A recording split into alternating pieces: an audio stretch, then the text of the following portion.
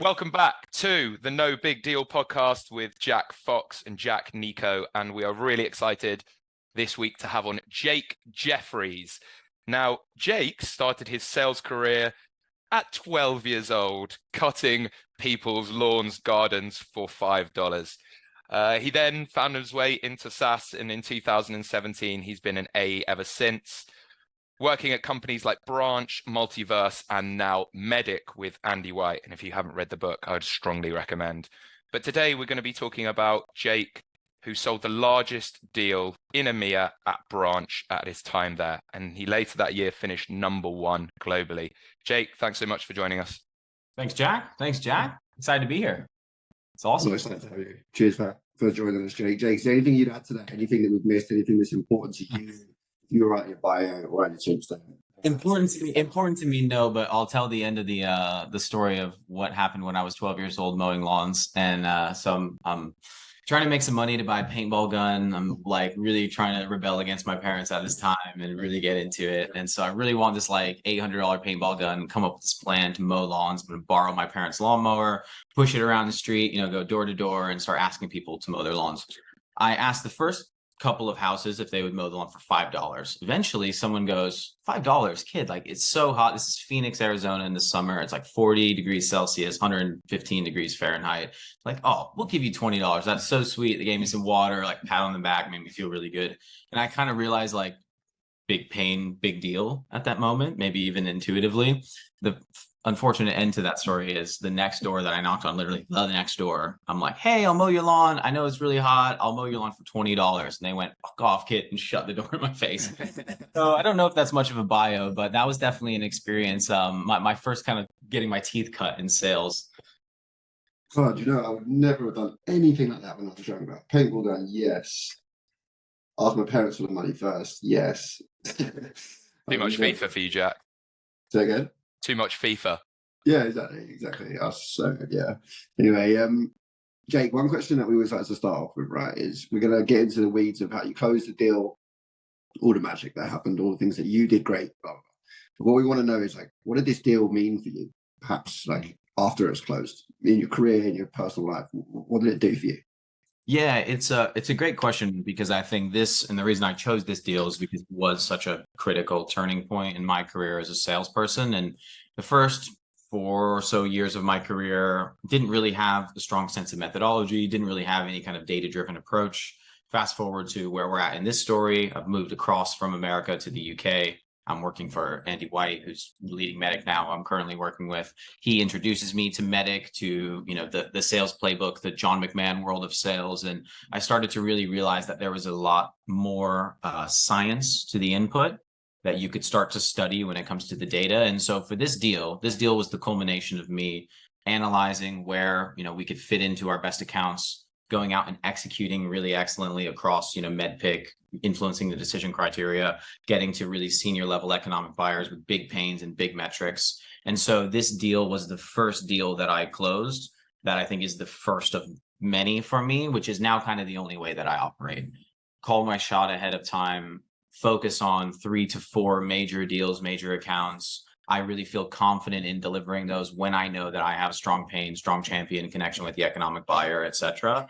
And so it really put a lot of confidence kind of back in my bucket, because then I can go out and feel really full when I'm going out to customers and they can see that in me too. So for me, it was kind of the start of the next part where I stopped being, let's say, consciously incompetent to being kind of more consciously competent and knowing what that takes in order to be that. So for me, it was really transformational. And then I went on from this role. Andy excited me about Multiverse, about the John McMahon world of sales. And so I went on to work for someone who learned directly under John, named Jeremy Duggan, Steve McCluskey at Multiverse. And so it set up my next job. And it also set up this job here that I'm at now. So for the next kind of 5 years of my sales career, this has been the theme ever since this event, I guess, with that big deal that we're going to talk about.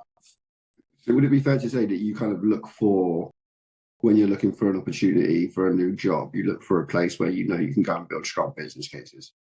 Absolutely. Yeah. I think it's important that, the most important thing is having something that people want to buy.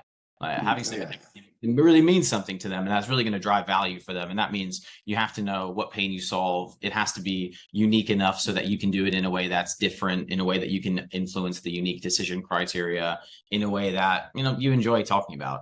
So like for me, I chose multiverse because of the learning opportunity to really get into the data-driven playbook, use leading indicators, kind of really get into the weeds of it, learned so much in 2 years. I chose MEDDICC because I just love nerding out about sales, like with the fellow here. This is obviously something we have in common. Like I've always loved that. I enjoy talking about sales. MEDDICC for me is the common language that overlays all the stuff that I do. So it really made it easy for me to just show up and kind of say, hey, I'm here to help salespeople achieve their best. And that's something that's fun to me. So a little bit of the business case, the opportunity, a little bit of like, where does the energy come from? And I think as well, let's caveat with potentially that our listeners that don't know what MEDDICC is, and we've mentioned it quite a lot on the podcast as well. MEDDICC is a sales qualification framework that helps you to qualify out deals quicker and also increase your win percentage, deal size, and the velocity of your deal. And now I think that's a good place to get into the deal that Jake is going to talk to us today, where he closed one of the largest UK retail e-commerce providers. And traditionally at Branch, when we talked about this deal before we started recording, you were targeting financial services companies. So this was a fairly left field customer that you didn't really have a lot of in Europe. You had a couple of big ones in the States. And you told us it was originally booked by an SDR. Yeah, it was an excellent kind of intro to the story. So it's funny because what kind of prelude to that, what happened was Andy and I dug into the sales velocity equation. And I think this actually comes from Mark Roberge at Predictable, he wrote it in Predictable Revenue, but it's the number of opportunities that you have multiplied by the win rate of those opportunities multiplied by the average deal size divided by the days that it takes to close. And now I'll put a number which you call the sales velocity score. What's really important about that, and I think like the top tip that I would give to everybody who is either starting out in their territory, starting a new quarter, starting a new year, thinking about how to prioritize their time in terms of their accounts, go out and pull the previous 12 months of data. And what we did was from Salesforce, we pulled the creation date, the close date, whether or not the opportunity was won, the value, and then we use that to create the sales velocity formula. And then I started to layer in industry level insights. So retail and quick serve restaurants quickly rose to the top. Then we started to realize that within retail, actually, it wasn't big box retailers. It was e-commerce, mostly online, that really engaged with us. We were a mobile app product, so that made sense intuitively. But when we reflected that on our customer list in Europe, we had neither of those two sectors. And so the SDR and I that I worked with really started to target this company as our number one prospect among a few others, and quickly booked a meeting. They were like, hey, why don't you come? The response was, why don't you just come down to Manchester and show us your thing? Right. Okay. So me and the SDR go down there. I'm a couple months into my new role in the UK. He's just starting his sales career, coming across from recruiting, went on to be super successful. And actually, for ironic reasons, I suppose, led in the quick serve restaurant market as the secondary place where sales velocity really kind of picked up the baton when it comes to that level of prioritization, had a ton of success with it.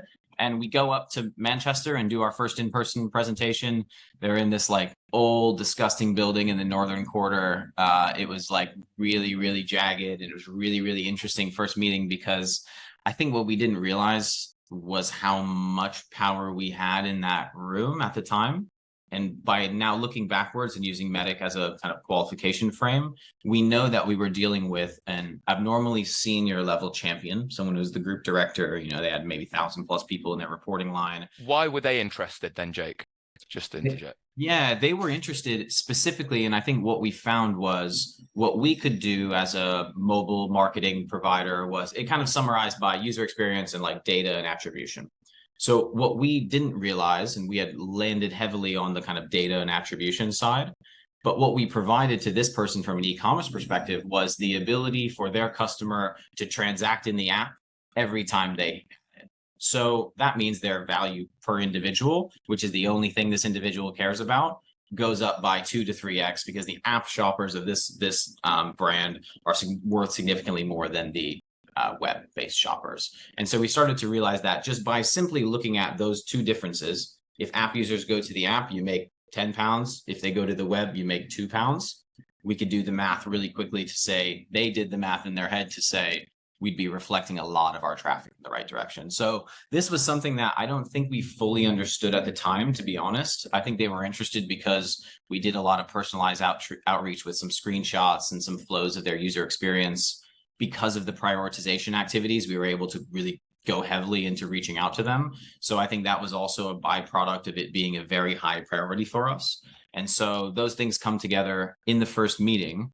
That individual starts to paint the picture to us that it's the huge amount of data that is really going to drive the improvement in their campaigns.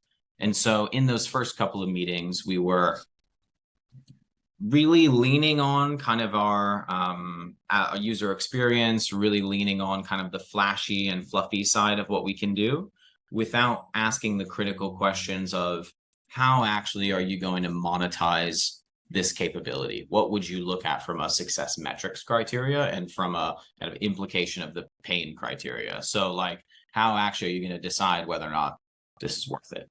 And so we had deals started in maybe July or August. And so we had about 3-4 months leading up to the holiday season, which was a big kind of stopping point for them also. Had a big couple of months leading up to that where we started to really shape our offering in the way that we could help them from a unique decision criteria perspective. And so that was when it started to really kind of take a turn. And I think that's why they were interested in the first place. I just asked, you know, at the start when you said if you had known how much power you had in the room at the time, things would have been different. And I'm really interested in this because it's something that I struggle with, and I'm assuming I'm not alone in this, is that once you do get something that's really valuable and you do find, let's call it leverage against the client, I find it really hard to frame how to deliver that back to the customer to give myself that power. So for example, let's say like I know that Jake Jeffries Inc. is going under tomorrow unless they buy like this pen. Like I find that really difficult from a personal perspective to be like, right then, cool, let's fucking get the contract out and you better buy this now because otherwise you're kind of, I find that tricky. So had you known what you knew a few months later, how much power you had, what would you have done differently in order to like reframe that and give that to the customer in a way that meant that you could go forward quicker? Yeah, I think I would have been quicker to get to the point of where the important and the meaningful stuff that we do is. So by knowing that these are the top 2 or 3 things, without getting into the weeds of what it actually is, these are the top 2 decision criteria, I would have left those 2 front and center, and I would have asked more pointed questions around the consequences of not being able to achieve those things. And we would have gotten to the end result, which we'll probably talk about at some point, but the end result of how much money they were able to make by using our solution. We really started to just be able to come to the table as a peer and as a negotiating partner and as somebody who, as a person who's building a champion from a senior executive perspective, by communicating your solution in terms of P&L, shareholder value, market penetration in key markets, those type of areas, then you can start to ask those questions earlier on, get more commitment up front. I think the deal would have moved a lot faster because we would have been a lot more aggressive in terms of pricing and in terms of our kind of moving them ahead by focusing. So I'll have to think about that a little bit more, Jack, because I think that's a good question that a lot of people should have some tips on. Like, I think, do you know what's the important thing? Just to interrupt you, Jake. Yeah. I think me and Jack, we probably I definitely at SalesLoft lead too much with return of investment rather than cost of inaction. Do you know what I mean? And I think if you lead with cost of inaction, your implicate pain is so much stronger, which drives deal velocity. Yep. And I think that probably is what drives deal velocity more so than look how much money we're going to, make you, which you also did on this deal, rather than be like, your competitors are doing this, you're going to miss out. Like, look how much money you're losing. It's like the ROI should be, look, not how much money you gain, look how much money you're losing by not buying Branch now. 100%. And I think the power actually, underneath that statement, like to your question, Jack, is the power that I would have leveraged is not look how much money you can make and what you can do. It's you're the group e-commerce director. There's a chief officer that you report into. You're responsible for 4 out of the 10 brands, the leading ones, and you're the biggest now. Your bonus is based on P&L, which is a significant amount. His career is at a critical turning point. He's in his, mid 40s to 50s. There's not going to be, too many more runs at it. A huge success at this company, which it already is, and it probably would have been without us, to be fair to him. I don't want him to hear this and think that I'm trashing him.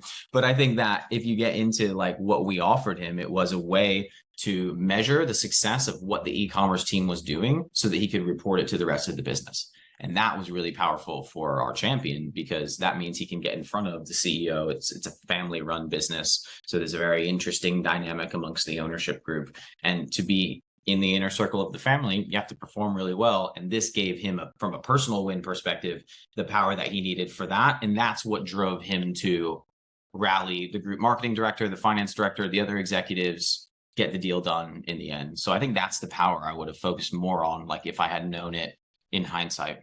How did you find that out? Yeah. Well, intuitively, I think so. I mean, talking to my champions now, and this is a technique that has really come more into a kind of a framework since at the moment, I didn't realize what I was doing. What I am doing now is I'm mapping my champion based on the 3 whys: why anything, why us, why now. But I'm also looking at the 3 things that they can be kind of a champion of. They can be a champion of the problem. So like they want to solve the problem. They hate that it's bringing their business down. It's costing them money, etc. They can be a champion of our company. They love our values. They think we're a great solution partner. We're here to help them, etc. Then they can also be a champion of me, like individually. They like Jake. Do they enjoy talking to me? Do we have fun? Like, is it boring? Do they hate dealing with me? You're never going to be able to get past those. And so when you break it down in that way, there's a big personal win kind of that threads through that. And so I'm asking people like this individual, what are your personal goals when it comes to work for the next 2 to 3 years?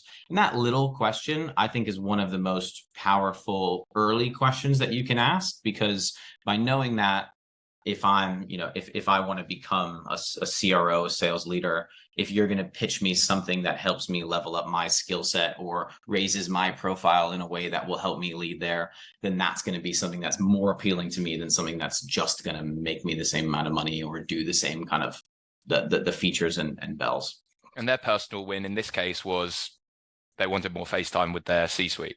More FaceTime, more reporting. Yeah, they had the opportunity to really kind of build their personal brand. And this individual went on to be, I think, a chief marketing officer was the title in the end. So they did move up from e-commerce and into a chief role of another really significant company that's really growing quickly. And so it definitely was. I think this person was somebody, chief digital officer. I just had to look that up in the background. I think they're the type of person who can see that innovative solution coming together, and even before we could. And in hindsight now, I'm trying to be more proactive by understanding what that person might want. Then I can go work backwards to say, what are the unique decision criteria that we can check the box for, that we're going to make a difference in. Those decision criteria always will influence some specific problem that they want to solve. So there's a reason that that's an important thing to them. Those problems all have associated costs, implicated pains. What happens if you do nothing? But also what happens if you just keep going? Or what happens if you do it wrong? What's the cost of having to do it the wrong way and come back and do it again? And then there's the success metric side. So what happens if you get it right? What's the big opportunity like? And all of those come together without even me mentioning champion and economic buyer, who are your 2 key stakeholders, because once you find those rest of those things out, you find who the champion and economic buyer are, who care about those things the most, and you go talk to them. So what are those 3 types of champions again? Let me just see if I can remember them. The 3 types of champions are champion of you, champion of the product, or champion of the problem. Champion of the problem. Yep. Champion of us, like the company, and then champion of you. Yeah, I'm just thinking that's so true. All my champions always fit into one of those buckets. It's funny, I've had champions who are champions of me as well. Yeah, they just chose to buy whatever I was selling at the time because they bought into me. And I've also had champions who were just totally indifferent to me and we just had a problem that needed fixing, and they were just like, minutes enough. Yeah, it's really helpful too sometimes just to sit back and write down like how much of this what's my problem with this person. So for example, maybe take that back a second. If you run into a challenge, I want my champion to host a architecture workshop where we bring together a couple of other key stakeholders, and they have to kind of invest some of their capital to do it, and they don't want to do it. Are they not a champion of the problem? Do they not think that this is important enough to solve? Do they not like us? Is it our company? Do they have a competitor in mind? Do they have a different set of solutions? Do they hate me? Is it me? And even if it's not about hating you, it's not personal, but it's more, they don't know you. They don't think that you've been providing enough value to them. Maybe you haven't been providing enough direct value to them that makes them think of you as a salesperson, not a business partner. So those are moments in the deal when you can reevaluate using those criteria to say, if you're not a champion of the problem, we need to implicate the pain more. We need to why anything. If you're not a champion of our company, then you don't understand what we can uniquely provide in terms of decision criteria and metrics and solutions to those pain in a way that you understand. So I need to go back to the drawing board and reframe that message. If you're not a champion of me, then that means you need to get to know me a little bit, or I need to spend my time to add value to you. I'm clearly not doing my end of the bargain by doing those things besides, being transactional, deal focused. Maybe I am being too salesy. And so those are good ways for me, at least, to kind of simplify things, to say, what am I doing?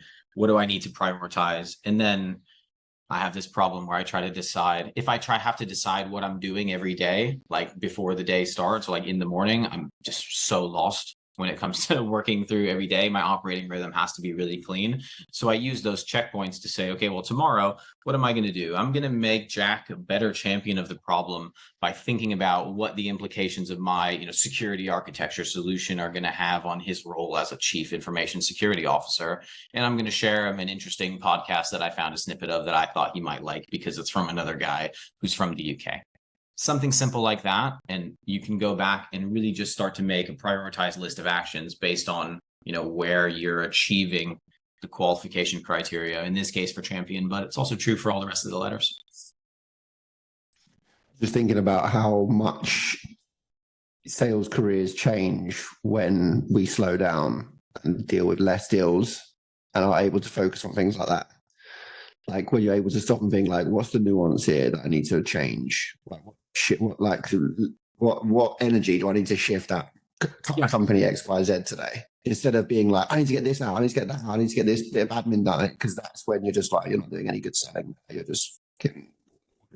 It gives you something to do too, because it makes you realize that you don't have to do everything. First of all, you don't have to close every deal. Your close rate, and that's one of the beauties of doing the sales velocity equation, is the memory that you are going to lose 80, 60%, whatever the average close rate is. You're going to lose a good majority of the deals that you're working on. So make sure that you're focused on the right ones that are well qualified, so that once you exit that stage 2, stage 3, then you'll be able to have a high likelihood that you will close them. By working less deals, I have this thing on Friday that I do 2.5 hours of a wash down. So Friday afternoon, never any meetings, hate having meetings on Friday afternoon when I'm wrapping up. I'll go through and write down, there's maybe 16 or 17 different data points, how many meetings I'm having, how many new business meetings, did they convert, what are the people that were in those, etc. In my opportunities, how many people did I meet this week, how many of them were new, things like that, just to start to take a look week over week. And I spend the 2 hours just kind of clicking through, writing down numbers, and it feels very manual and not very scalable, and it's not very analytical really. But what it does is it gives me the mental space to go through those opportunities and say, I'm working 4 or 5 opportunities this quarter. If I close 2, I'll hit my number and exceed it. So I only need to pick the best 2 and double down on them. So I can use that weekly analysis to say, by week 6 out of a 13-week quarter, it's very unlikely I'm going to close a deal that I haven't met the EB, let's say. So if I'm not engaged with the economic buyer by week 6, and I haven't met more than 3 people in an opportunity, whatever my data is telling me, that weekly wash down is a really great way to go back next week and say, okay, I can disqualify that, or I can maybe move it to next quarter, and I can give myself more time and make a better deal happen, do the right things. And then on those 2 deals that I do want to close, I can go back and say, okay, are they a champion of me? Or are they a champion? And I can start the gap. Yeah. Turn the gap and be like, I'm going to influence that on Monday morning. And you can think about it and digest it and create. Yeah, that Friday planning, I think just giving the space, and I have to shout out like Steve McCluskey, Jeremy Duggan, the Multiverse team, who kind of taught me that. Slowing down, take the Friday afternoon to really plan. That's the way that, the Premier League level, the Champions League levels, players of our game in sales, like that's the level that they're operating at. They are not sprinting every day to follow up with opportunities, to make more calls, to book an unlimited amount of really shitty, trash new business meetings. They want a small number of really excellent, high-level new business meetings. They want the 8 meetings that you have per week to be not 15 meetings, 8 really good ones. Prep calls, prep before, show up with follow-ups, time to deliver the message. You've thought about what the unique thing that you can add to that meeting is, and you're progressing your opportunities forward in kind of a purposeful way. So being more purposeful and thinking about how what you do turns into something later on. I think that's what MEDDICC gave me, is like understanding how that what I do now matters in December. And I can map all my way back to it, where in my first 5 years of your sales career, I don't know how many of us have felt like this, but you kind of just feel like you're doing stuff and deals come in and you kind of close some and some are weird. And then you start to realize that looking back, they weren't that weird. You just didn't know how to spot the trends. I think what's also critical about this, and like is great to do it on your own as well, but running this past other peers has been like, how did I not think of that? Yeah. Do you know what I mean? Just for 15 minutes to walk through, your MEDDICC scoring, like Scott talked about, and to be like, I would ask that question to unlock that M2. And I'm like, that's a great question to ask in the next call. Yeah. Yeah, that's so funny as well. When someone else asks you about a problem in their deal, all of a sudden you're like, fucking and you are like, why didn't you do that? Why didn't you do this? And they're like, oh, God, you walk away. Yeah, Jack with the telescope. Yeah. The sky. Guys, trust me. The sun is at the center. Just trust me. We talked pretty intensely there about like sales and things to make you effective, but something to touch on as well is something bad happened to you, Jake, before you went into this face-to-face meeting with decision makers, etc. This is my problem as an American. This is just what I get, maybe what we deserve after all of those years of just being assholes. But what happened? Funny part of this deal. I'm headed up to Manchester. I'm on the train. Train is a little bit late. I'm going up to meet our champion, who introduced the group finance director, who's like effectively the CFO at the time. And so this was our EB meeting, because our champion needed financial approval from the CFO, even though he wasn't necessarily involved in the solution itself. And so we were treating it as an EB meeting, had it prepped. My boss was up there. Andy was up there. We had all the stuff going on. And so right before, I'm a little bit late on the train, start running from the station up from Manchester Station to Northern Quarter. There's a little like side street that you have to cut through. And I was maybe 2 months in the UK at this point. No, maybe like 4 or 5 months at this point. But still, I looked this direction because cars drive on the right side of the road, right? No, it was this direction that a bicycle came. Thank the Lord it wasn't a lorry. Came and smashed me and knocked me over. And it knocked me over. I had my headphones on. Headphones went flying. Traffic stopped. It was like a ooh type of moment where everyone was like, the bicyclist was like so mad, screaming at me. It was like, sorry, dude, I really have to go. I cannot stand here to apologize to you. Actually, still on my headphones, the scene throw on my desk, on my headphones, I still have a big scratch. That's still kind of like a scar from this deal, because the headphones just went flying and skidding down the street. So there's like a big scratch on my over-ear headphones. Went in, did the presentation. Everything seemed fine. Like it was fine to me. I don't know. I do remember going on the train back and having like I was just asleep, but then I just woke up and the train was in London. So there was definitely something happening like in my brain. And then like a month and a half later, after the deal had been signed, we were having like some drinks for the implementation team. And one of the lead engineers of the team told me that the champion of the meeting came out of the meeting and was like, Jake was being really weird. And he was really making us like uncomfortable. And he kind of just kept like losing track of what was happening. He asked him if he had seen me today. And then he was like, I don't know. Was he high? Like, was he? And I have no idea what they must have thought. In hindsight, he never mentioned this to my face. It was just the lead engineer who was just like a Crocs to work kind of guy. Didn't really care. And so he told me this, thought it was the funniest thing ever. I told him a story about how I got smashed by the bicycle. And he was like, yeah, that's definitely lines up. And so later we had to resolve that. But thankfully, that was the worst thing that happened that day. It wasn't that they told me that they weren't going to do anything. Yeah, I love that. That's the salesperson's perception, is that, I got smashed by a bike, pretty concussed, but at least I didn't lose the deal. Yeah. I mean, that would have been heart-wrenching. Although this was still so this was actually, kind of the end of the year. later on, this was 2019, so we go into 2020.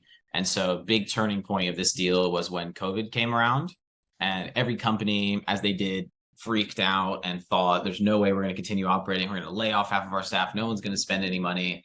And it turned out that this company did really, really well during the e-commerce boom. They saw that they could switch their supply from, they were famous for kind of pivoting their factories from like nighttime, like going out wear, to like pajamas and like pajama stuff. And they ended up selling tons and tons and tons of that. So I got a call like March 14th or so. That was like, hey, Jake, we're shutting down. I don't know what's going to happen. I'm really sorry. The deal's off the table. This was an end of quarter for March deal. It was slated. It was like basically out for signature, done all the red lines. Like it was fully done. It was absolutely devastating. Probably cried in my room a little bit, but we moved on from it because in a couple of weeks, I literally just got this miraculous phone call of like, hey, Jake, I'm really sorry. I'm sure you had a really bad couple of weeks, but actually our sales are like up 40% and we really need your thing like right now. So is there any way you could get the team down next week? We'll get the contract signed, whatever. And so I actually literally like sent the contract. I wanted to print the contract and bring it out for them to sign with the team just for funsies, but they were like, no, we have to do it via DocuSign. So I sent it on the train, signed the contract on the way with the team to go and do the implementation. And so that is rock and roll, the next week it ended up being like a whole thing. It was a really fun deal just because it had so many different like tops and turns. And this was the land deal that ended up turning into about 3 or 4 months later, once it kind of expanded to the full group.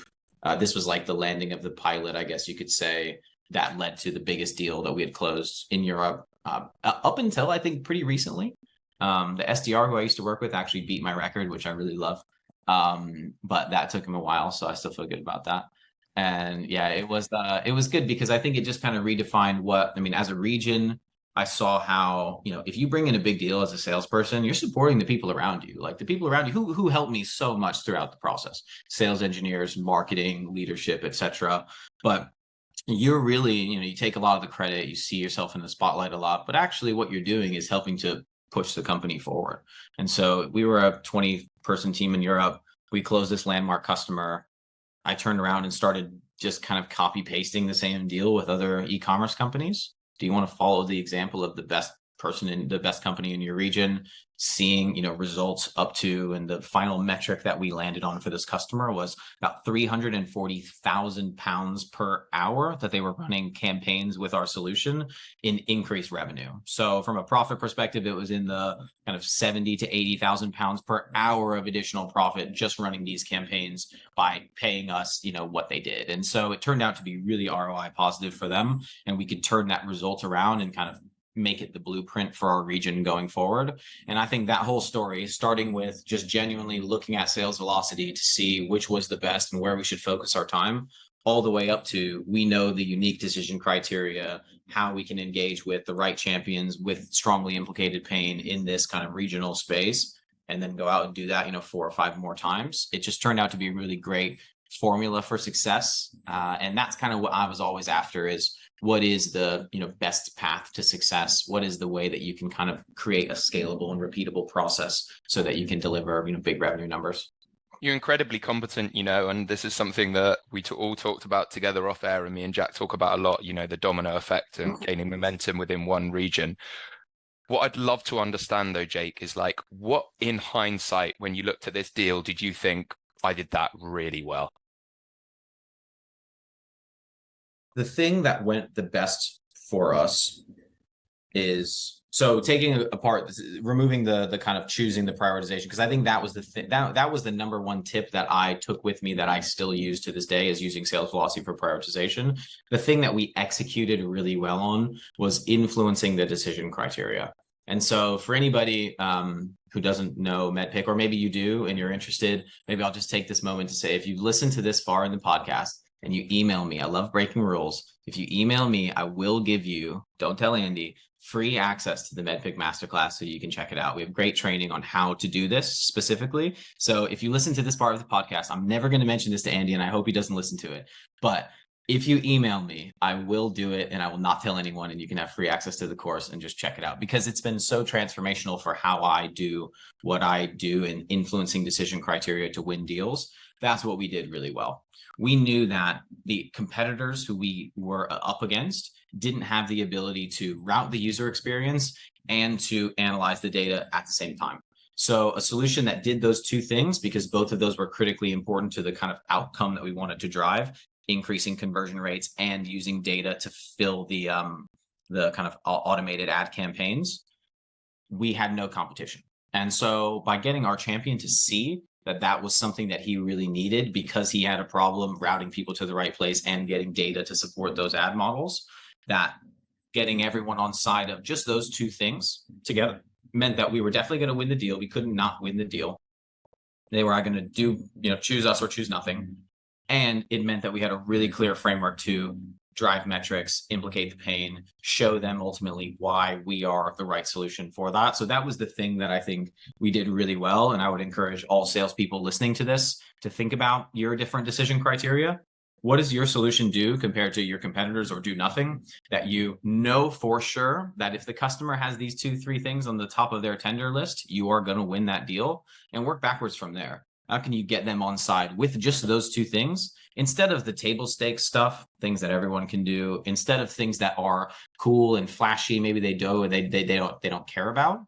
Find out what those 2-3 things are for your company and then for the people you want to sell to, and just focus on them. And that will increase the amount of deals that you win really significantly, because people who agree with you, you'll win the deal. If they don't agree with you, you'll qualify them out really early, so you won't spend much time there. Win-win. I was going to say, you're the most fluent of any salesperson I've ever spoken to in MEDDICC. Nice. This, you can capture that bit. Go and work there, Jake. Yeah, well, thank God, Jack. Yeah, thank God, Jack. That would have been real embarrassing. I can say it is funny though, because I find this like selling sales excellence to salespeople. At other companies, you're doing a demo, you have a sales engineer, the product. Like, I kind of am the demo for a lot of the people that I'm with. And I'm sure at Sales Loft, you kind of see this too. You get sales leaders to ask you, like, so do you actually use it? Does it actually help you? And so I definitely have to make MEDDICC a part of my day-to-day, every day, all the time, really, in order to make that work. But for me, as a common language, I've never seen something that's so comprehensive and makes sales so simple. I think that's the hardest part for all of us, is sales is really complicated. It's unlimited. It's infinite. It's never ending. But MEDDICC gives you a common language to speak with and really start to use to analyze first, what should I be doing? Are these deals working? So qualification, then methodology. How actually do I do these things? Engage with the champion, economic buyers, metrics, etc. And then measurement. So like, do we measure our performance based on it? Do I measure how good I am at building champions? Do I measure how much I'm engaged with economic buyers at certain stages in the deal? And so at MEDDICC, the company, now what we do is really help people set up those best practices to be able to think about, like, going from qualification through to methodology, all the way through to performance measurement, with MEDDICC being the kind of common language that gates all of those things. It just makes it easy for salespeople, because we're all crazy. We're all a little complicated. We got stuff going on. Some of us love to talk. Some of us are weirdly introverted. And so MEDDICC just gives a scalable, kind of repeatable framework for all those different personality types and different people to go into, cybersecurity without knowing anything about cybersecurity and make $1 million deals happen. So, little dog in the background there. We're almost at time now, Jake, and I want to wrap up with, I think we all know what skills make you great. So I'm going to ask a different question. Okay. What is your favorite sales memory? Ooh, man, I ruined the story at the beginning. Oh no, that's a great one for this answer. All right, let me think again. Favorite sales memory. So I'll talk about maybe the moment I got into real B2B sales, like enterprise sales. I was living in Denver at the time, and I was in recruiting, doing tech recruiting for software engineers. I had done that kind of full-time while I was in college. Then I moved out to Denver with that company, really great recruiting agency called Talent Solvers. They do a lot of really awesome stuff. But I went to go see a guy who became my first sales boss, and I started out as an SDR working on his sales team, a company called Full Contact. His name's Andrew Voislavic. He's now actually a really great enablement leader, but he was doing a talk on the Predictable Revenue, the book by Mark Roberge. My first boss made me read the book because we were thinking about scaling out our go-to-market business. We went to go see a talk by this guy at Denver Startup Week.